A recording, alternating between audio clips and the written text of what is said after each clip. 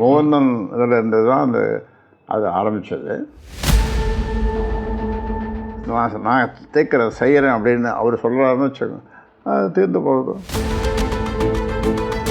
So அதுக்கான வேலைகள்லாம் நடந்துட்டு இருக்கு.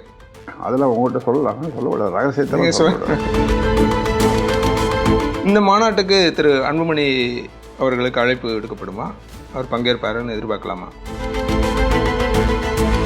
பாமகவில் நீடித்து வரும் பனிப்போர் எப்போது முடிவுக்கு வரும் என்ற கேள்விக்கு உடைத்து பேசியிருக்கிறார் பாமக நிறுவனர் ராமதாஸ். தந்தை பக்கம் செல்வதா அல்லது மகன் பக்கம் செல்வதா என பாமகவினர் குழப்பத்தில் உள்ள நிலையில் பல முக்கிய விடயங்களை பேசி முடித்திருக்கிறார். அதற்கான தேதியையும் குறித்து பேசியிருக்கும் நிலையில் நடப்பவை குறித்து விரிவாக பார்க்கலாம். பாமகவில் நிறுவனர் ராமதாசுக்கும் அன்புமணிக்கும் இடையேயான மோதலால் தொண்டர்கள் ஆடி போயுள்ளனர். சட்டமன்ற தேர்தல் நெருங்கி வரும் சூழலில் தேர்தலுக்கு ஆயத்தமாக வேண்டிய நேரத்தில் கட்சிக்குள் வெடித்த மோதலால் பாமக நிர்வாகிகள் விழிப்புதுங்கி நிற்கின்றனர். 50 தொகுதிகளிலாவது வெல்ல வேண்டும் என்கிறார் நிறுவனர். இப்படியே போனால் யார் தலைமையில் தேர்தலை எதிர்கொள்வது என்று பாமகவினர் முணுமுணுப்பதை கேட்க முடிகிறது. இதற்கிடையே கட்சியின் தலைமை நிர்வாக குழுவில் இருந்து அன்புமணியின் பெயரை நீக்கியது, தன் பெயரை அன்புமணி பயன்படுத்தக்கூடாது என ராமதாஸின் நடவடிக்கைகளால் கொதித்தே போயுள்ளனர் அன்புமணியின் ஆதரவாளர்கள்.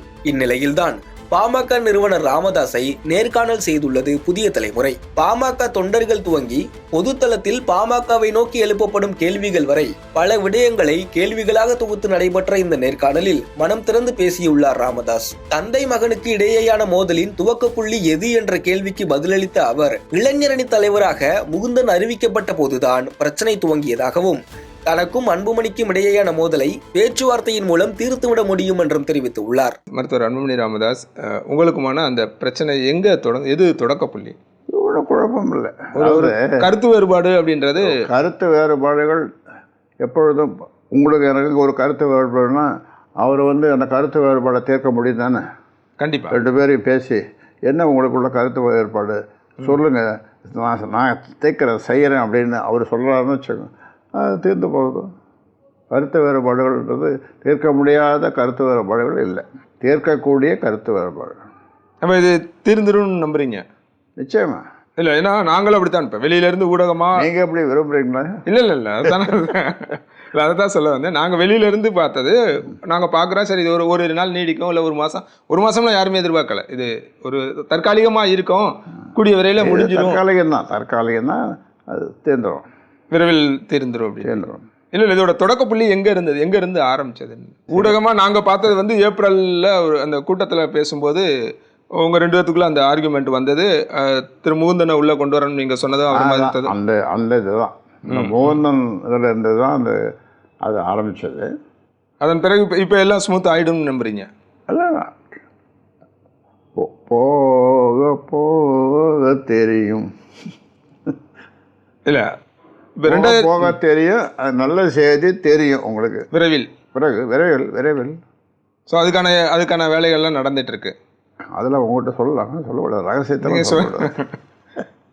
சொன்னீங்கன்னா மக்களை தாண்டி உங்களுடைய தொண்டர்கள் அப்படின்றது கட்சியை சொல்லுங்களா? போக போக தெரியும், நல்ல செய்தி தெரியும், நல்ல செய்தி கிடைக்கும், அப்படி சொல்லிடுங்களா?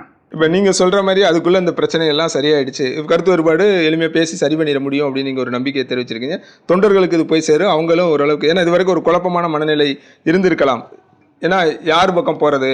ஐயா ஒன்று சொல்கிறாரு, திரு அன்புமணி ஒரு மாதிரி சொல்கிறாங்க, அவர் தரப்பில் ஒரு குழு இருக்குது, இங்கே ஒரு குழு இருக்குது. நம்ம ரெண்டு பேரும் சேர்ந்து போகிற செய்தியும் வரலாம்.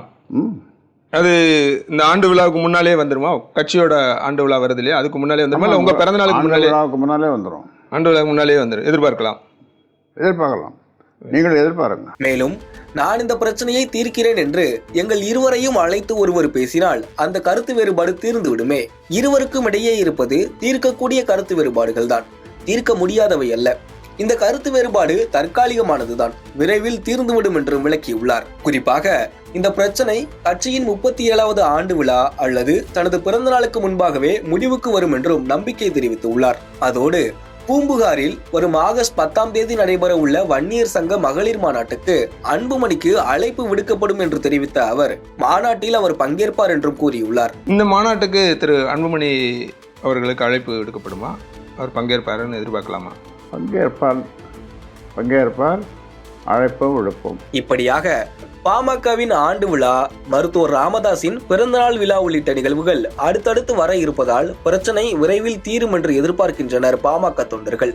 அதோடு தனது தலைமையில் நடக்க இருக்கும் மகளிர் மாநாட்டில் அன்புமணி பங்கேற்பார் என்று ராமதாஸ் கூறியுள்ளதால் மாநாட்டு மேடையில் தந்தை மகன் மீண்டும் கைகோர்ப்பார்களா என்ற எதிர்பார்ப்பு எழுந்துள்ளது.